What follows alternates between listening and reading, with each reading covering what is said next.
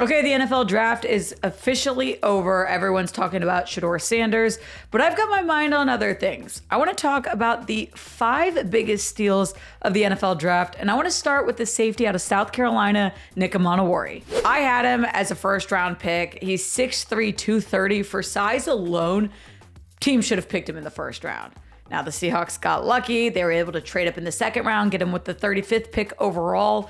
But what I love about Amanawari is his versatility. He can line up in the box as a pseudo linebacker. He can cover tight ends. He can play as a free safety. He's been comped to Cam Chancellor, Derwin James. And imagine him in a Mike Macdonald defense. Obviously, Macdonald having that Ravens defensive background. He gets to play alongside Devin Witherspoon, Rick Woolen. I think Amanawari is going to have a massive impact day one. Speaking of safety, speaking of Ravens defense, how about we talk about Malaki Starks, the safety out of Georgia, who fell to 27 into the hands of the Baltimore Ravens. And immediately I started thinking about the Kyle Hamilton situation back in 2022. Hamilton was taken 14th overall by the Ravens, where there were a lot of big boards, mock drafts that had Hamilton going arguably top 5. And it gets into that whole conversation of, positional value versus how good a player is.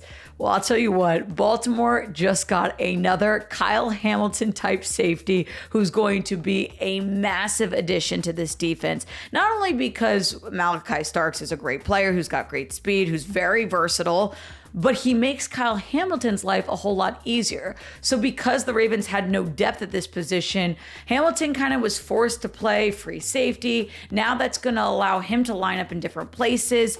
And you look at a guy like Starks who's got big speed, he's a big player, and he can play anywhere on the field. I think the Ravens absolutely lucked out getting him at 27th overall. Okay, next up, let's talk a little offense. The third biggest steal in the NFL draft, Bashul Tutin, the running back out of Virginia Tech, who falls to 104, falls into the arms of the Jacksonville Jags. Jags' biggest storyline coming out of the draft, obviously trading up and going to get Travis Hunter. But before that happened, if you looked at a lot of mock drafts, a lot of mocks had the Jags going and taking Ashton Genty. Now, I'm not saying Tutin is Genty by any means, but I am saying there's a lot of upside with Tutin. He got a lot of compliments after showing off his speed in the combine. He ran a 4.32.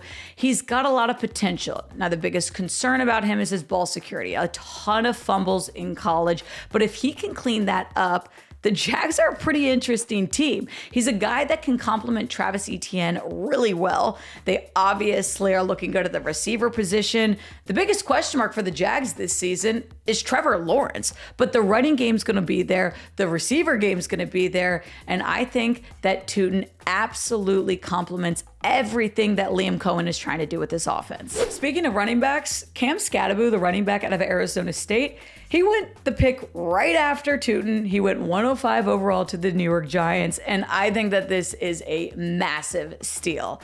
Obviously, a big name, big market, New York. He's going to be a fan favorite there.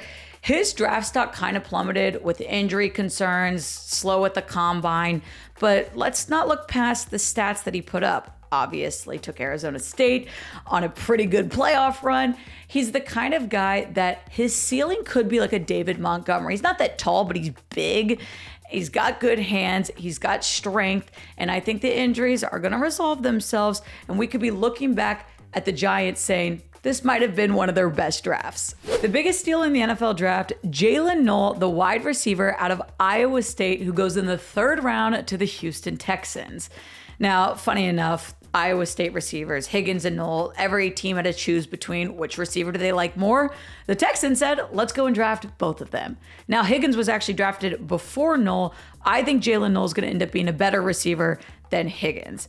This Texans receiver room is kind of interesting. You've got Nico Collins. You've got Tank Dell, who doesn't seem to be coming back in 2025, or at least the Texans aren't very confident in that given their 2 moves at receiver. And then you have Christian Kirk. Now, Knoll's biggest comp I kept seeing throughout the draft process was Christian Kirk. Call it good, call it bad. It is what it is, but Knoll is going to be a versatile receiver. He can line up inside, outside. He's kind of that power slot. He's going to have an immediate impact in special teams, returning kicks, returning punts. And I might say Jalen Knoll could arguably be better than Christian Kirk by the end of the season.